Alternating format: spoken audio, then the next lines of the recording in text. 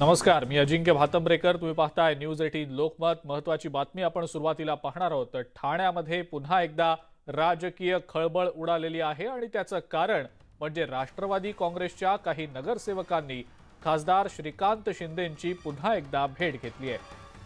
राजन किणी, नजीब मुल्ला आणि काही इतर नगरसेवकांनी पदाधिकाऱ्यांनी खासदार डॉक्टर श्रीकांत शिंदे यांची भेट घेतली आहे. श्रीकांत शिंदे यांच्या वाढदिवसाचं निमित्त साधत ही भेट घेण्यात आली. या भेटीनंतर राष्ट्रवादी काँग्रेसचे नगरसेवक आता पक्ष सोडत असल्याच्या चर्चा रंगू लागलेल्या आहेत. दरम्यान या भेटीनंतर नरेश म्हस्के यांनी एक सूचक ट्विट केलेला आहे. ट्विटमध्ये नेमकं त्यांनी काय म्हटलंय पाहूया. तेरे मेरे सपने अब एक रंग है, जहां भी ले जाए राहें हम संग हैं. बाळासाहेबांची शिवसेना पक्षाचे मुख्य प्रवक्ते नरेश म्हस्के यांनी ट्विट करत काही सूचक अशी वक्तव्य केलेली आहेत, मतं मांडलेली आहेत. अधिक माहिती या संदर्भातली आपण जाणून घेणार आहोत. अजित मांढरे आपले प्रतिनिधी आपल्या सोबत आहेत सध्या. अजित, श्रीकांत शिंदेंच्या वाढदिवसाच्या निमित्तानं राष्ट्रवादी काँग्रेसचे काही नगरसेवक त्यांच्या भेटीला आलेले होते. पुन्हा एकदा राजकीय वर्तुळात चर्चांना उधाण आलेलं आहे. काय नेमकं याबद्दल सांगताय? अजिंक्य, ही दुसरी वेळ आहे वाढदिवसाचं निमित्त साधून. याआधी नजीब मुल्ला यांचा जेव्हा वाढदिवस होता त्या वाढदिवसाचं निमित्त साधून राष्ट्रवादी काँग्रेसच्या नगरसेवकांनी मुंबईमध्येच त्या ठिकाणी जितेंद्र आव्हाड यांचा जो मतदारसंघ आहे त्या मतदारसंघामध्येच त्यांनी बॅनर लावले होते आणि त्याच्यावरती मुख्यमंत्री एकनाथ शिंदे असतील, खासदार श्रीकांत शिंदे असतील, प्रवक्ते नरेश म्हस्के असतील यांचे फोटो लावले होते. आणि त्यानंतर आताची ही भेट जी आहे खासदार श्रीकांत शिंदे यांच्या वाढदिवसानिमित्त घेतलेली राष्ट्रवादी काँग्रेसच्या नगरसेवकांनी, जवळपास 4 नगरसेवक होते आणि काही पदाधिकारी होते ज्यांनी ही भेट घेतलेली आहे. त्यामुळे पुन्हा एकदा चर्चेला उधाण आलेलं आहे की ज्या पद्धतीनं सध्या चर्चा आहेत की 10 नगरसेवक हे राष्ट्रवादी पक्ष सोडणार आहेत, तर 12 नगरसेवक असे आहेत जे राष्ट्रवादी पक्षात राहून वेगळा गट स्थापन करणार आहेत. ह्या 22 नगरसेवकांचा विषय जो आहे त्याला चर्चा अनुसरून ही आजची ही जी भेट आहे वाढदिवसानिमित्ताची काल रात्रीची, ही चर्चेमध्ये आलेली आहे. त्याचबरोबर आपण जर पाहिलं तर नरेश म्हस्के यांनी याच भेटीचा एक व्हिडिओ घेऊन एक रील बनवून एक ट्विट केलेला आहे आणि त्याची रील बनवलेली आहे. तेरे मेरे सपने एक ही रंग के, जहां भी जाए संग जाए, असे जे वाक्य त्यांनी म्हटलेलं आहे हे नेमकं त्यांना कोणाला सुचवायचं आहे हाच एक मोठा प्रश्न आहे. कारण का ज्या पद्धतीनं जितेंद्र आव्हाड असतील आणि नरेश म्हस्के यांच्यामध्ये सध्या जे ट्विटर वॉर सुरू आहे किंवा शाब्दिक वॉर सुरू जे आहे यामधलाच हा एक पुढचा पार्ट आहे का असं म्हटलं तरी वावगं ठरणार नाही. कारण का एकही संधी जी आहे दोघंही सोडत नाहीयेत एकमेकांवर टीका करण्याचं. आणि त्यामुळे आता नरेश म्हस्के यांचं हे ट्विट आणि हा रील जो आहे तो व्हायरल झाल्यानंतर आव्हाड यांच्याकडून काय प्रतिक्रिया येते ते देखील पाहावं लागेल. बरं अजित, धन्यवाद. सविस्तर माहिती आपण दिलीत त्याबद्दल. पुढची आणखीन एक अत्यंत महत्त्वाची बातमी ती म्हणजे मुख्यमंत्री एकनाथ शिंदेंनी राज्यातल्या सर्वपक्षीय प्रमुख नेत्यांना फोन करून कसबा पेठ आणि चिंचवड पोटनिवडणूक बिनविरोध करण्याची विनंती केली आहे. मुख्यमंत्री एकनाथ शिंदेंनी काल रात्री राष्ट्रवादी काँग्रेसचे अध्यक्ष शरद पवार, विरोधी पक्षनेते अजित पवार, काँग्रेस प्रदेशाध्यक्ष नाना पटोले, मनसे अध्यक्ष राज ठाकरे यांच्याशी फोनवरनं चर्चा केल्याची माहिती मिळतेय. महाराष्ट्राची राजकीय परंपरा आणि संस्कृती जपण्यासाठी दोन्ही पोटनिवडणुका बिनविरोध कराव्यात अशी विनंती त्यांनी केलेली आहे.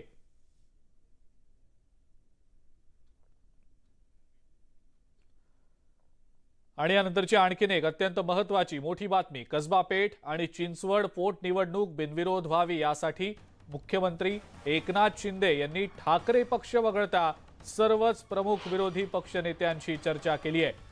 मात्र त्यांनी अद्याप मातोश्रीवर संपर्क साधलेला नाही. यावरून शिंदे सरकारमधले मंत्री दीपक केसरकर यांनी सूचक विधान केलंय. पोटनिवडणूक बिनविरोध होण्यासाठी उद्धव ठाकरेंना मुख्यमंत्र्यांचा फोन यावा अशी अपेक्षा असेल तर मुख्यमंत्री एकनाथ शिंदे नक्की फोन करतील असं एक मोठं आणि महत्त्वाचं वक्तव्य मंत्री दीपक केसरकरांनी केलंय. तसंच शरद पवार यांना सुद्धा मध्यस्थीसाठी विनंती करण्यात आल्याचं आता समोर येत आहे.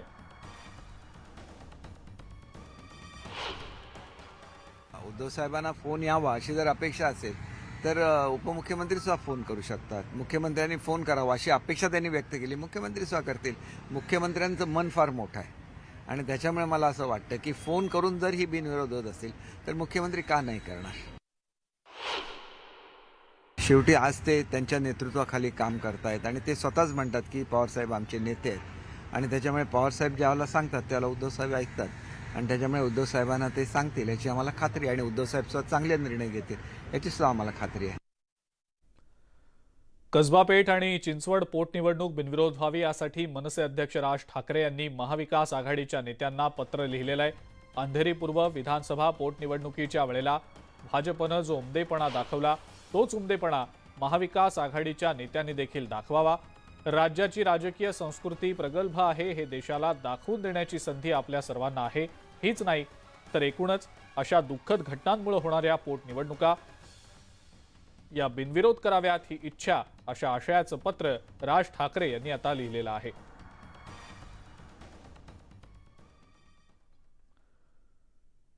कसबा पेठ आणि चिंचवड पोटनिवडणुकी संदर्भात राज्यामध्ये सध्या वातावरण चांगलंच तापल्याचं दिसतंय. एकीकडे ही निवडणूक बिनविरोध व्हावी यासाठी सरकार प्रयत्न करत असताना दुसरीकडे महाविकास आघाडी मात्र निवडणूक लढण्यावर ठाम असल्याचंच दिसतंय. पदवीधर आणि शिक्षक मतदारसंघातल्या विधान परिषदेच्या निकालांमुळे सरकारला आता वेगळे निकाल लागण्याची भीती वाटतेय. त्यामुळे त्यांना या निवडणुका नको असल्याचा टोला संजय राऊतांनी लगावलाय. तसंच चिंचवड पोटनिवडणुकीसाठी शिवसेना अजूनही इच्छुक असल्याचं त्यांनी पुन्हा एकदा स्पष्ट केलं. भारतीय जनता पक्षाने त्यांचे उमेदवार जाहीर केले. काँग्रेस पक्षानेही त्यांचे उमेदवार जाहीर केलेले आहेत. चिंचवड संदर्भात राष्ट्रवादीनं निर्णय घ्यायचा आहे म्हणजे महाविकास आघाडीनं. अर्थात शिवसेना सुद्धा त्या जागेसाठी अजून इच्छुक आहे, नाही असं नाही, पण तरी सुद्धा महाविकास आघाडी म्हणून आम्ही एकत्र बसून त्या संदर्भात निर्णय घेऊ. दोन्ही मतदारसंघातलं ज्या प्रकारचं वातावरण आता आहे ते वातावरण सध्याच्या सरकारला अनुकूल नाही. राज्यातल्या विधान परिषद निवडणुकांनी हे दाखवून दिलं की महाराष्ट्राच्या जनतेच्या मनात काय आहे आणि त्यानंतर असं वाटतंय की सरकारला असं वाटतंय की ही निवडणूक होऊ नये. जर निवडणूक झाली तर वेगळा निकाल लागेल आणि ते सत्य आहे. जरी मुख्यमंत्र्यांनी आवाहन केलं असलं, राज ठाकरे यांनी नेहमीप्रमाणे एक पत्र लिहिलं असलं, तरीही निवडणुका होतील.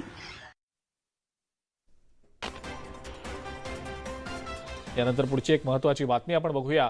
चिपळूणमध्ये आजपासून लोककला महोत्सवाला सुरुवात होणार आहे आणि मुख्यमंत्री एकनाथ शिंदे या महोत्सवाला ऑनलाईन हजेरी लावणार आहेत. सकाळी इंदिरा सांस्कृतिक केंद्राच्या ठिकाणाहून भव्य शोभायात्रा काढण्यात आली, ज्यात कोकणातल्या विविध सांस्कृतिक तसंच पारंपरिक वेशभूषा आणि कलागुण साकारत भव्य असे देखावे साकारण्यात आले. सर्व धर्म समभाव दाखवणारे देखावे, कोळी बांधवांचं नृत्य आणि कोकणातील विविध लोककला विशेष लक्षवेधी ठरत आहेत. पुढचे 4 दिवस कोकणातील खाद्य संस्कृती, पर्यटन संस्कृती तसंच इतर सांस्कृतिक कलांचा आविष्कार या महोत्सवात अनुभवता येणार आहे. चिपळूणमध्ये आजपासून लोककलेचा जागर हा कार्यक्रमाला सुरुवात होते आहे. मुख्यमंत्री एकनाथ शिंदे यांच्या उपस्थितीमध्ये उद्घाटन होणार आहे आणि आज सकाळपासून चिपळूण शहरामध्ये शोभायात्रा काढण्यात आलेली आहे. माझ्या मागे पाहताय की आपण विविध प्रकारचे असे देखावे सादर करण्यात आलेले आहेत. यामध्ये कोकणातील पारंपरिक पद्धतीचे जे नमन आहे त्यातले खेळ असतील किंवा मग तळ कोकणातला दशावतार असेल, अशा पद्धतीचे अनेक देखावे या शोभायात्रेमध्ये साजरे करण्यात येत आहेत. आपण पाहतो की चिपळूण शहरातले हे चिंचनाका परिसर आहे. या परिसरामध्ये ही शोभायात्रा शोभायात्रा आलेली आहे. जवळपास 1 किलोमीटर पर्यंतची लांब शोभायात्रा आहे. त्याच्यामध्ये विविध प्रकारच्या शाळा आहेत. त्यांनी त्याच्या पद्धतीने विविध प्रकारचे देखावे साजरे करत ही संपूर्ण शोभायात्रा आता चिपळूणच्या नगर परिषदेच्या इथून पुन्हा एकदा जुना भैरी मंदिर आहे त्या ठिकाणी जाणार आहे. अनेक प्रकारचे देखावे अशा पद्धतीचे आहेत, त्यामुळे इथे आकर्षणाचा केंद्रबिंदू जातोय. हे बघण्यासाठी अनेक भागातून पर्यटक असतील किंवा नागरिक असतील यांची गर्दी झालेली आहे. कॅमेरामन उमेश स्वप्नील गाग, न्यूजसाठी लोकमत, चिपळूण, रत्नागिरी. यानंतर पुढची आणखीन एक महत्त्वाची बातमी बघूया. पुण्यामध्ये आध्यात्मिक गुरु श्री श्री रविशंकर यांच्या प्रमुख उपस्थितीत पुण्यातील मान्यवरांना सन्मानित करण्यात आलं. यावेळेला दैनिक पुढारीचे प्रतापसिंग जाधव यांचा जीवन गौरव पुरस्कारानं सन्मान करण्यात आला। सकाळ समूहाचे संपादक डॉक्टर श्रीराम पवार यांचाही यावेळेला सत्कार करण्यात आला। राज्य मराठी पत्रकार संघाचे प्रदेशाध्यक्ष किरण जोशी आणि राज्य संघटक संजय भोकरे यांनी या कार्यक्रमाचं आयोजन केलेलं होतं। यावेळेला रविशंकर यांना पुणेरी पगडी सन्मान म्हणून देण्यात आली। यावेळेला बोलताना रविशंकर यांनी पुणे विद्यापीठाच्या पदवीदान कार्यक्रमात ब्रिटिशकालीन टोपीऐवजी पुणेरी पगडीनं सन्मानित का केलं जात नाही असा सवाल केला। पुणेकरांनी वर्षातला एक दिवस पुणेरी पगडीसाठी द्यायला हवा, तरच आपली संस्कृती जपली जाईल असंही श्री श्री रविशंकर म्हणाले।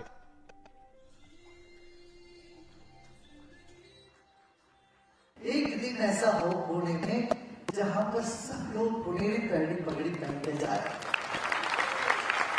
लेकिन ऐसे तो हमारी संस्कृति बची रहेगी ना।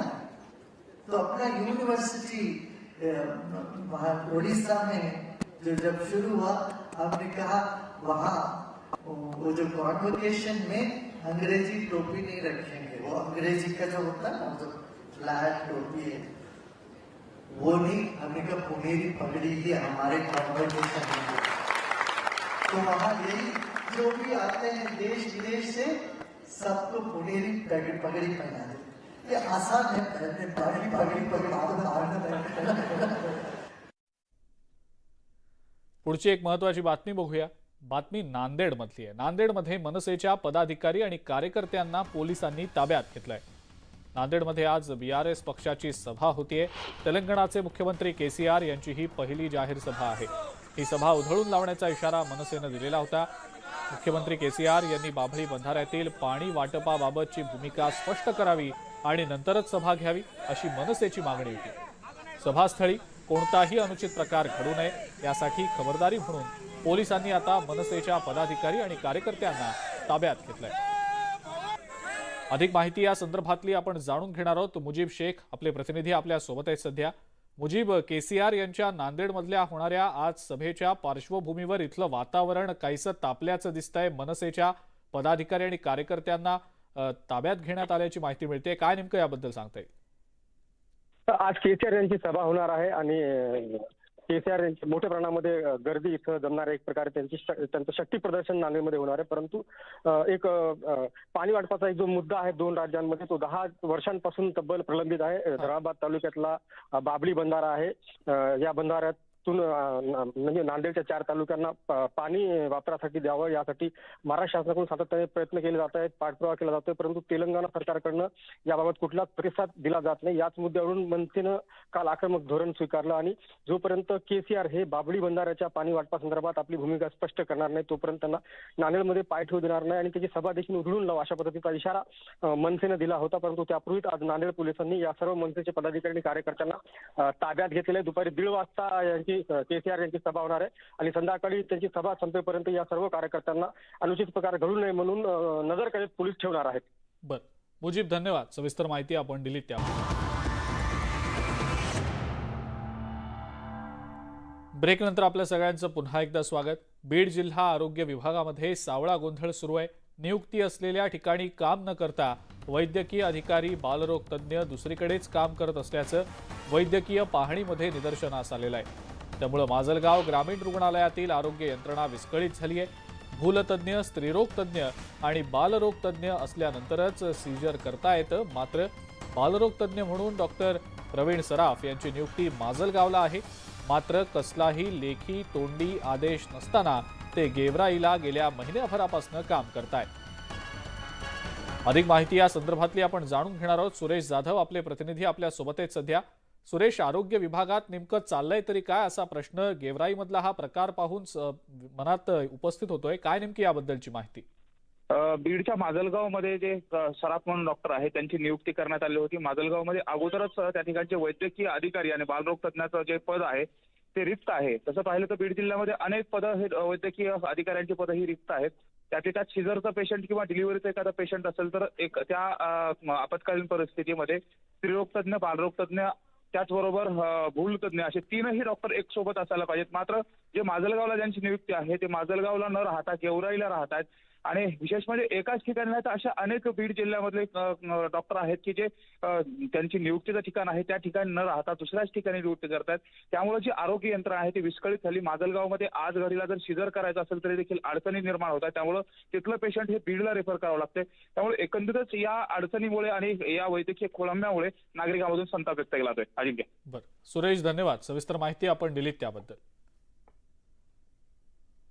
आणि यासोबतच मुद्दा महाराष्ट्राचा मध्ये आता वेळ झाली इथंच थांबण्याची. ताज्या बातम्या आणि अपडेटसाठी बघत राहा फक्त न्यूज 18 लोकमत.